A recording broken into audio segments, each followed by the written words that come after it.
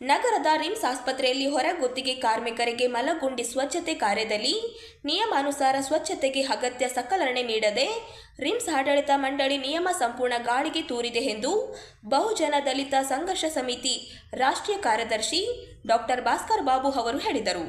ಅವರಿಂದು ನಗರದ ಸುದ್ದಿಗಾರರೊಂದಿಗೆ ಮಾತನಾಡಿ, ಮಲಗುಂಡಿ ಸ್ವಚ್ಛತೆ ಕೆಲಸ ಮಾಡುವ ಕಾರ್ಮಿಕರು ಆರ್ಥಿಕ ಸಬಲೀಕರಣಕ್ಕೆ ಕೇಂದ್ರ ಮತ್ತು ರಾಜ್ಯ ಸರ್ಕಾರ ಅನೇಕ ಯೋಜನೆಗಳು ರೂಪಿಸಿದರೂ ಅಧಿಕಾರಿಗಳ ಬೇಜವಾಬ್ದಾರಿಯಿಂದ ಸಕಾಲಕ್ಕೆ ಮ್ಯಾನ್ಯುವೆಲ್ ಸ್ಕೆವೆಂಜರ್ ಕೈಗೆ ಸೌಲಭ್ಯ ತಲುಪುತ್ತಿಲ್ಲ ಎಂದು ಅಸಮಾಧಾನ ವ್ಯಕ್ತಪಡಿಸಿದ ಎಂದರು. ಮಲಗುಂಡಿ ಸ್ವಚ್ಛತಾ ಕಾರ್ಮಿಕರ ಮೇಲೆ ದರ್ಪ ಹಾಗೂ ಉದ್ದೇಶಪೂರ್ವಕವಾಗಿ ಅವರನ್ನು ವರ್ಗಾವಣೆ ಮಾಡಲಾಗುತ್ತಿದೆ ಎಂದು ಆರೋಪಿಸಿದರು. ರಿಮ್ಸ್ ಆಸ್ಪತ್ರೆಯಲ್ಲಿ ಮಲಗುಂಡಿ ಸ್ವಚ್ಛತಾ ಕಾರ್ಯದಲ್ಲಿ ಕಾರ್ಮಿಕರಿಗೆ ಯಾವುದೇ ಮುಂಜಾಗ್ರತಾ ಅಗತ್ಯ ಸಲಕರಣೆ ನೀಡದೆ ಬರಿ ಕೈಯಿಂದಲೇ ಸ್ವಚ್ಛತೆ ಮಾಡಿರುವ ಬಗ್ಗೆ ದೂರು ಕೇಳಿಬಂದಿದೆ. ನಗರದ ರಿಮ್ಸ್ ಆಸ್ಪತ್ರೆಯಲ್ಲಿ ಮಲಗುಂಡಿ ಸ್ವಚ್ಛತೆಯನ್ನು ಬರಿ ಕೈಯಿಂದಲೇ ಸ್ವಚ್ಛತೆಯನ್ನು ಮಾಡುತ್ತಿರುವ ಹೊರಗುತ್ತಿಗೆ ಕಾರ್ಮಿಕರನ್ನು ಗುತ್ತಿಗೆ ಸಂಸ್ಥೆ ಹಾಗೂ ರಿಮ್ಸ್ ಅಧಿಕಾರಿಗಳು ಮ್ಯಾನ್ಯುವೆಲ್ ಸ್ಕೆವೆಂಜರ್ಗಳ ನೇಮಕಾತಿ ನಿಷೇಧ ಮತ್ತು ಪುನರ್ವಸತಿ ಕಾಯ್ದೆ 2013ರ ನಿಯಮ ಸಂಪೂರ್ಣ ಗಾಳಿಗೆ ತೂರಿರುವುದು.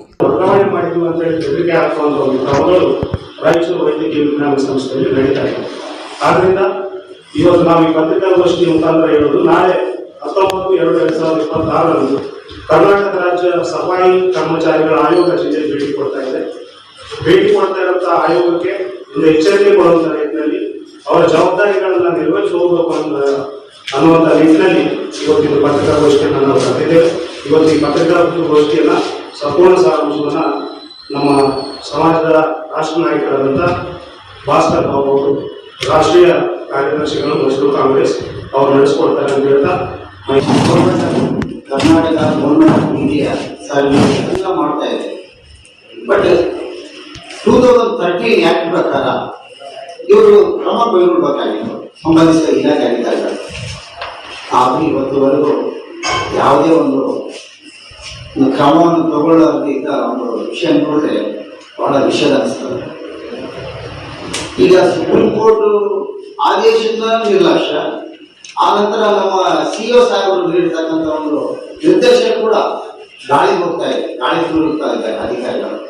ನಮಗೆ ಏನಂತಂದ್ರೆ, ಈಗಾಗಲೇ ಆ ಬಡ ಕಾರ್ಮಿಕರು ನಿಸ್ಸಹಾಯಕರು ಮ್ಯಾನ್ಯುವಲ್ ಸ್ಕ್ಯಾವೇಂಜಿಂಗ್ ಅಂದ್ರೆ ಪಿಟ್ರಿಯಾಗಿ ಕೆಲಸ ಮಾಡತಕ್ಕಂಥ ಒಂದು ದೃಶ್ಯ ಏನಿದೆ, ನಮ್ಮ ಮಿತ್ರ ಬಾಂಧವರು ಈಗಾಗಲೇ ಮಾಧ್ಯಮ ಮುಖಾಂತರ, ಪತ್ರಿಕೆ ಮಾಧ್ಯಮ ಮುಖಾಂತರ, ದೃಶ್ಯ ಮಾಧ್ಯಮ ಮುಖಾಂತರ, ಮನವಿ ಪತ್ರದ ಮುಖಾಂತರ ಈಗಾಗಲೇ ಎಲ್ಲರಲ್ಲಿ ವಿನಂತಿ ಮಾಡ್ಕೊಂಡಿದ್ದಾರೆ, ಇವರಿಗೆ ನ್ಯಾಯ ಕೊಡಬೇಕು ಅಂತ.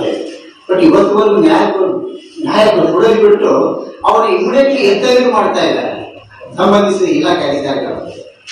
ಬಹಳ ದುಃಖ ಅನಿಸ್ತದ.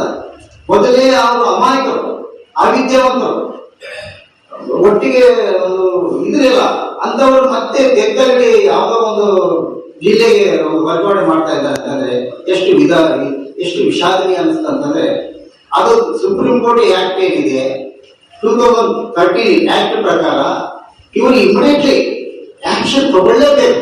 ನಾವು ಗೊತ್ತಾಗ ಸಂಬಂಧಿಸಿದ ಯಾವುದೇ ಇಲಾಖೆಯ ಅಧಿಕಾರಿಗಳಿರ್ಬೋದು, ಪ್ರೈವೇಟ್ ಸಂಸ್ಥೆ ಇರ್ಬೋದು, ಅವ್ರ ಮೇಲೆ ಒಂದು ಆಕ್ಷನ್ ತಗೊಂಡು ಅವರ ಒಂದು ಕಾಂಟ್ರಾಕ್ಟ್ ಏನಿದೆ ಕಪ್ಪು ಪಟ್ಟಿ ಸೇರಿಸಬೇಕು.